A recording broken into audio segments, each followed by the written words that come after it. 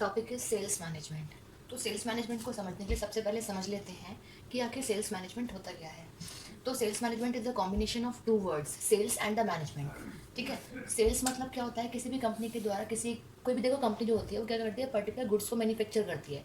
तो जब कोई भी कंपनी किसी प्रोडक्ट को बना रही है तो क्यों बना रही है, उसको सेल करने के लिए। ठीक है, तो मेन थिंग क्या है, सेल। अब कंपनी जो है सेल करने के लिए किसी गुड्स को अगर बना रही है तो क्या हमने चीज़ें बनाई और क्या बनने के साथ एकदम से मार्केट में वो सेल आउट हो जाएंगी? No, never. Nothing is possible कि हमने चीज़ें मैन्युफैक्चर की और एकदम से वो मार्केट में सेल हो जाएंगी। अब हमारी प्रॉपर, अगर हम मैन्युफैक्चरिंग कर रहे हैं और सेल चाहते हैं कि प्रॉपर बेसिस पे हमारी सेल्स हो जाए, तो सेल्स को हमें मैनेज भी करना पड़ता है, is known as sales management. कि हमारी कंपनी की जो सेल्स है उसको मैनेज करना बहुत ज़रूरी है, जिससे कंपनी में बहुत सारी चीज़ें प्रॉफिट बेसिस पे जा सकती हैं, है ना। तो अब ये कुछ पॉइंट्स दिए गए हैं।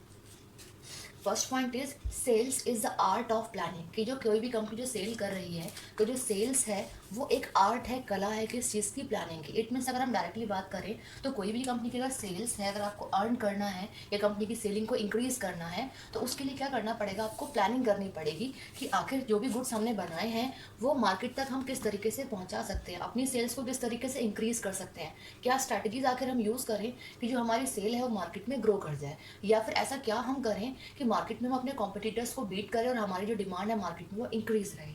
ठीक है, तो with the help of planning ये चीज़ें पॉसिबल है। Next is continuous process.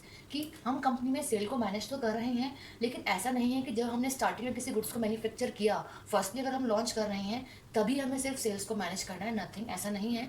अगर हम एक कंपनी है, हमारी खुद की एक कंपनी है, हम एक एंटरप्रेन्योर हैं, तो हमें इस चीज़ का ध्यान रखना है कि एक लगातार एक कॉन्टिन्यूस प्रोसेस कंपनी में चलता है, किस चीज़ के रिगार्डिंग, सेल्स को मैनेज करने के रिगार्डिंग।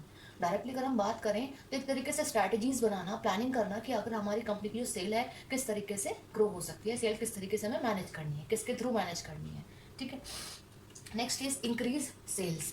कि जो हमारा सेल्स मैनेजमेंट है, हम सेल्स को मैनेज कर ही इसीलिए रहे हैं जिससे हमारी कंपनी की जो सेल्स है वो इंक्रीज हो जाए, सेल्स बढ़ जाए, है ना। अब सेल्स भी इंक्रीज हो गई है। Next point is maintain goodwill of the company. अब अगर कंपनी की सेल्स को हमें मैनेज करना है या मैनेज करना चाह रहे हैं तो क्यों कर रहे हैं, जिससे हमारी कंपनी की जो गुडविल है, गुडविल मतलब एक तरीके से इमेज है, कंपनी की जो पहचान है वो मेंटेन हो पाती है। जो हमारी कंपनी है उस कंपनी की जो गुडविल है, जो पहचान है, जो इमेज है, वो मेंटेन हम मार्केट में कर पाते हैं with the help of sales management. अगर हमारी सेल्स मैनेज है प्रॉपर बेसिस पे, तो हमारी कंपनी की जो इमेज है वो मार्केट में बनी रहेगी, मेंटेन रहेगी। Next is organisational growth. कि अगर हम सेल्स को प्रॉपर बेसिस पे मैनेज करते हुए चलते हैं तो जो हमारा ऑर्गेनाइजेशन है, या डायरेक्टली बात करें जो हमारी कंपनी है, वो ग्रो करेगी ही करेगी। हम सेल्स को मैनेज ही इसीलिए कर रहे हैं कि हमारी सेल्स इंक्रीज हो। सेल्स इंक्रीज होने का मतलब ही नॉर्मली ये है कि हमारी कंपनी ग्रो कर रही है। ठीक है, next is create brand image.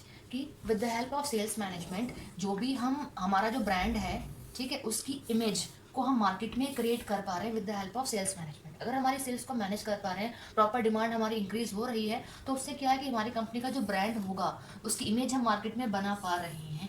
ठीक है, तभी हमारी सेल्स इंक्रीज हो पा रही है। And the last point is earn profit. अब हम अपनी कंपनी की सेल्स को मैनेज करते हुए कंटिन्यू बेसिस पे चल रहे हैं।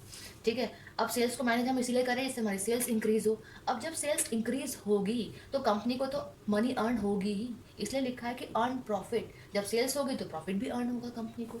तो these are the points which can be help for the management, for the sales management. I hope that should be very clear to all.